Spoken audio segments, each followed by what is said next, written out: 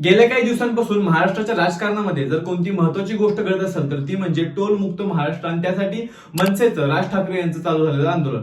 मग याच टोलवाढ प्रकरणी किंवा टोल मुक्त महाराष्ट्र या प्रकरणावर बोलताना राज ठाकरे आणि दादा भुसे यांची एक बैठक झाली आणि त्या बैठकीनंतर त्यांनी एक पत्रकार परिषद घेतली. त्या परिषदेमध्ये त्यांनी बऱ्याच गोष्टींचा खुलासा केला आणि बऱ्याच गोष्टींना मार्गदर्शन आणण्याचा प्रयत्न केला. मग याच पत्रकार परिषदेनंतर राज ठाकरेंच्या कोणकोणत्या मागण्या पूर्ण झाल्या, त्यांच्या आंदोलनाला यश आलं का, या सगळ्या विषयावर आज आपण या व्हिडिओमध्ये बोलणार आहोत. आणि अशाच नवीन नवीन विषयांवर आपण आपल्या मराठी भाषेच्या चॅनलवर नेहमीच बोलत असतो. त्यामुळे चॅनलवर नवीन असाल तर चॅनलला नक्की सबस्क्राईब करा आणि हा व्हिडिओ शेवटपर्यंत नक्की बघा. जय शिवराय. मी अनुपम अंकुश कुंभार, एक मराठी माणूस. खरं तर 2010 पासून चालू असलेलं हे मनसेचं आंदोलन आज तागायत चालूच आहे. त्यांनी बऱ्याच गोष्टीमध्ये सोडवण्याचा प्रयत्न केला. मध्यंतरीत सगळ्या नियमांनुसार टोल वसुली केली जात होती. पण झालं असं काही की मध्यंतरी ठाण्यातील एका टोल नाक्यावर टोलवाढ करण्यात आली आणि त्यासाठीच मनसेचे जे नेते आहेत अविनाश जाधव त्यांनी आंदोलन केलं. मग आंदोलन केल्यानंतर हा सगळा विषय परत ऐरणीवर आला असं राज ठाकरे देखील सांगतात की सगळ्या गोष्टी सुरळीत चालू असताना ही जी टोलवाढ करण्यात आली त्या टोलवाढी विरुद्ध मनसेचं आंदोलन होतं. मग त्या गोष्टीमुळे बाकीच्या सगळ्या ज्या गोष्टी चालू आहेत किंवा बाकीचा जो काही भ्रष्टाचार चालू होता त्या सगळं समोर जाण्याचं काम त्या एका 5 रुपयाच्या टोलवाढीमुळे झालं असं राज ठाकरे स्वतः पत्रकार परिषदेमध्ये म्हणले. मग त्यानंतर महाराष्ट्र राज्याचे उपमुख्यमंत्री देवेंद्र फडणवीस यांचं एक वादग्रस्त विधान आलं. वादग्रस्त म्हणण्यापेक्षा जे चर्चेत विधान राहिलं की जे काही लहान वाहन आहेत त्या लहान वाहनांना आपण टोल मुक्ती केलेली आहे. मग त्यानंतर मनसेने ते आंदोलन तर अजून धरून ठेवलं की जिथे जिथे टोल नाके आहेत तिथे तिथे जाऊन जे 4 चाकी वाहन आहेत, जी छोटी वाहन आहेत त्यांना टोल भरायलाच नाही असं सांगितलं. कारण की देवेंद्र फडणवीस यांचं तसं विधान आलं होतं आणि राज ठाकरेंनी एका पत्रकार परिषदेमध्ये ते विधान देखील दाखवलं होतं. मग त्या गोष्टीमुळे गेले 4-5 दिवस महाराष्ट्रामध्ये बऱ्याच ठिकाणी बऱ्याच टोल नाक्यांवर छोटे छोटे जे वाहने आहेत 4 चाकी ते टोल भरायला नाकारत होते किंवा अनेक ठिकाणी मनसेचे कार्यकर्ते जाऊन त्या टोल नाक्यांवर कोणती परिस्थिती चालू या सगळ्या गोष्टींची पाहणी करत होते. पण हे सगळं प्रकरण मार्गी लावणं खूप जास्त गरजेचं होतं. त्यामुळे महाराष्ट्र राज्याचे मुख्यमंत्री स्वतः एकनाथ शिंदे हे राज ठाकरे यांच्या भेटीला गेले होते. त्यानंतर मग महाराष्ट्र राज्याचे मंत्री दादा भुसे यांनी देखील आज त्यांच्यासोबत भेट घेतली आणि भेटीनंतर त्यांनी पत्रकार परिषदेमध्ये सर्वच मागण्या काय मागण्या आपण पूर्ण करू शकतो किंवा काय योजना टोलवाढी प्रकरणी महाराष्ट्र राज्य करत आहेत या सगळ्या गोष्टींवर ही पत्रकार परिषद झाली. त्यामध्ये स्वतः राज ठाकरे देखील होते आणि दादा भुसे यांनी दोघांनी मिळून ही पत्रकार परिषद घेतली. तर चला जाणून घेऊया राज ठाकरे आणि दादा भुसे यांच्या पत्रकार परिषदेनंतर नेमकं काय गोष्टी समोर आल्या. सर्वात पहिली गोष्ट म्हणजे प्रत्येक टोल नाक्यावर आता कॅमेरे बसवले जातील. ज्या कॅमेऱ्यांचं संपूर्ण प्रक्षेपण हे डिरेक्टली मंत्रालयामध्ये होईल. म्हणजेच काय की प्रत्येक टोल नाक्यावरून डेली किती गाड्या पास होतात याचं थेट प्रक्षेपण केलं जाईल ते मंत्रालयामध्ये. आणि मंत्रालयात जे काही मंत्री बसले आहेत किंवा जे काही अधिकारी बसले आहेत त्यांना सगळ्या गोष्टींची लगेच माहिती असेल. त्यासोबतच त्या कॅमेऱ्यांचा उपयोग केला जाईल की म्हणजे प्रत्येक वाहने बेशिस्तीपणे चालू होते की शिस्तीपणे वाहनांची वर्दळ चालू झालेली आहे. कारण की बऱ्याचदा असं होतं की अनेक जे ट्रक असतात किंवा अनेक ज्या मोठ्या गाड्या असतात त्या वेगळ्या लेनमध्ये जातात आणि त्या लेनमुळे संपूर्ण टोल नाक्यावर गर्दी तयार होते. मग या सगळ्या गोष्टींमुळे त्या कॅमेऱ्याचा फायदा ह्या बेशिस्तपणे वाहन चालकांवर कारवाई करण्यासाठी देखील होईल.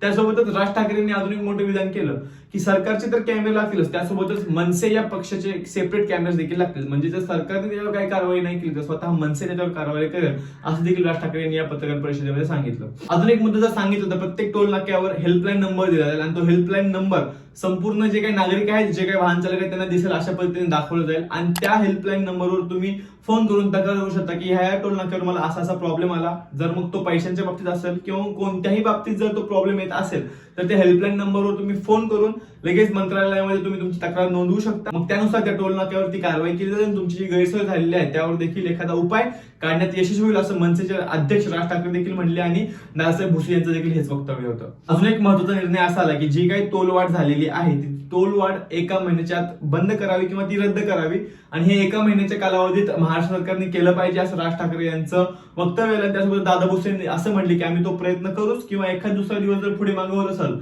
तर त्यात तुम्ही देखील समजून घेतलं पाहिजे. कारण की महाराष्ट्र राज्य सरकार, मंत्री, मुख्यमंत्री आणि स्वतः राज ठाकरे देखील सगळेजणच जर त्या गोष्टीबद्दल पॉझिटिव्हली विचार करत असतील तर ती गोष्ट नक्कीच साध्य होईल असं दादा भुसे यांचं वक्तव्य आलं. अजून एक महत्त्वाचा नियम म्हणजे येलो लाईनचा नियम. प्रत्येक टोल नाक्यावर टोलगेट पासून 100-200 मीटरवर एक येलो लाईन असते. त्या येलो लाईनच्या पुढे जर 100-200 मीटर कोणतीही गाडी जर जास्त वेळ थांबत असेल, जर कोणतीही गाडी रांग लागत असेल तर त्या गाडीला बिना पैसे देता किंवा बिना टोल भरता जाण्याची मुभा देखील असते. आणि हा नियम बऱ्याच जणांना माहित नसतो पण आज पत्रकार परिषदेमध्ये त्या नियमावर जास्त हायलाइट करण्यात आलं. राज ठाकरेंनी मुद्दाम त्या गोष्टीने हायलाइट केली की येलो लाईनच्या पुढे जर 100-200 मीटरच्या पुढे तुमची गाडी लागत असेल तर तुम्ही टोल न भरता देखील त्या टोल नाक्यावरून जाऊ शकता आणि हा नियम कायद्याच्या चौकटीत बसणारा नियम आहे. त्यामुळे या सगळ्या गोष्टींची माहिती नागरिकांना असली पाहिजे असं देखील राज ठाकरे म्हणले. तुम्हाला देखील तो नियम माहिती होता का? मला कमेंट्स मध्ये नक्की सांगा आणि त्या नियमाचं पालन तुम्ही करता का? आणि त्यासोबतच अजून एक महत्त्वाची गोष्ट, 4 मिनिटाच्या वरती कोणतीही गाडी टोल नाक्यावर थांबणार नाही याची देखील जाणीव, याची देखील नोंद महाराष्ट्र सरकारने घ्यावी असं मनसेने सांगितलं.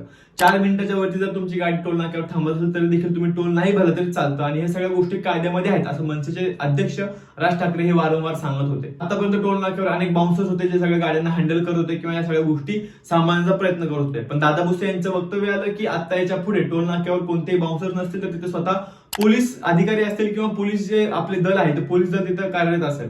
स्वतः पोलीस दल यांच्या निरीक्षणाखाली टोल नाक्यावरची जी काही शिस्त आहे ती पाळली जाईल आणि त्यासोबतच प्रत्येक गोष्टींकडे लक्ष स्वतः पोलिसांचं असेल. कोणतेही बाउन्सर्स वगैरे ठेवले जाणार नाहीत. त्यासोबतच जे काही कर्मचारी असतात टोल नाक्यावर त्यांची दादागिरी बऱ्याच ठिकाणी दिसून येते, तर ती दादागिरी दिसू नये यासाठी प्रत्येक टोल कर्मचारी याचा ज्यावेळी नोकरी लावतो त्या नोकरीच्या आधी त्यांचं बॅकग्राऊंड संपूर्णपणे चेक केलं जाईल. तो कोणत्या बॅकग्राऊंड मधून आलेला आहे, त्याचं बॅकग्राऊंड कसं आहे, या सगळ्या गोष्टी चेक करून प्रत्येक कर्मचाऱ्याला नोकरी दिली जाईल. या सगळ्या गोष्टी देखील या पत्रकार परिषदेमध्ये झाल्या. त्यासोबतच राज ठाकरे यांनी एक गोष्ट हायलाइट करून दाखवली की आपण जर पैसे भरतो त्या पैशांच्या मोबदल्यात आपल्याला काहीतरी सुविधा भेटल्या पाहिजे, जसे स्वच्छतागृह असेल. आणि राज ठाकरे यांनी असं देखील सांगितलं की प्रत्येक टोल नाक्याच्या पुढे स्वच्छतागृह आहे असं आपल्याला दिसून येत नाही आणि जरी असलं तर ते स्वच्छ अजिबात नसतं असं देखील राज ठाकरे म्हटले. तर या बाबतीत देखील दादा भुसे यांनी त्यांनी मागणी केली, समोर पत्रकार परिषदेमध्येच मागणी केली आणि दादा भुसे यांनी असं देखील सांगितलं की आपण त्याच्यावर देखील कारवाई करू.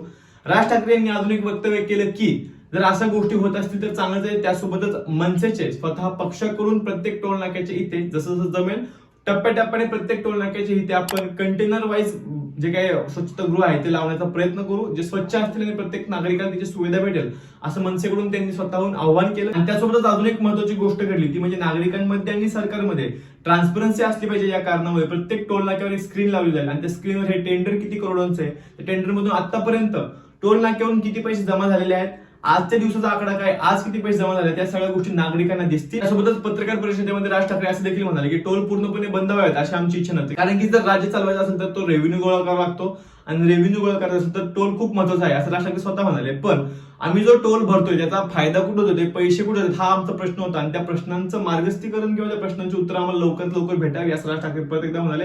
एका महिन्याच्या त्या सर्व निर्णयांवर लवकरात लवकर अंमलबजावणी करून कार्य केलं पाहिजे, काहीतरी त्याच्यावर कारवाई केली पाहिजे, या सगळ्या गोष्टी राज ठाकरेंनी परत एकदा सांगून दाखवल्या. इतकंच झालं या पत्रकार परिषदेमध्ये. तुम्हाला काय वाटतं, या सगळ्या गोष्टींवर निर्णय होईल का आणि टोल मुक्ती होईल का, किंवा टोल मुक्ती जर नाही झाली तर स्वच्छतागृहाचं ज्यांनी आश्वासन केलेलं आहे त्यासोबतच कॅमेऱ्यांचं आश्वासन केलेलं आहे, पोलीस दलाचं आश्वासन केलेलं आहे, शिस्तप्रिय वाहन चालकांवर आश्वासन केलेलं आहे, या सगळ्या गोष्टींवर कारवाई होईल का? टोल मुक्त होण्यापेक्षा जो आपण पैसा भरतो तो योग्य ठिकाणी जाईल का? आणि जे टोलवर आपल्याला थांबावं लागतं 10-10, 15-15 मिनिटं, कधी कधी मोठीच्या मोठी लाईन लागते, ती लाईन कमी होईल का? या सगळ्या गोष्टींवर तुमचं काय मत आहे हे मला कमेंट्स मध्ये नक्की कळवा. आणि हा व्हिडिओ शेवटपर्यंत बघितला त्यासाठी मनापासून धन्यवाद. जय जिजाऊ, जय शिवराय, जय शंभूराजे. धन्यवाद.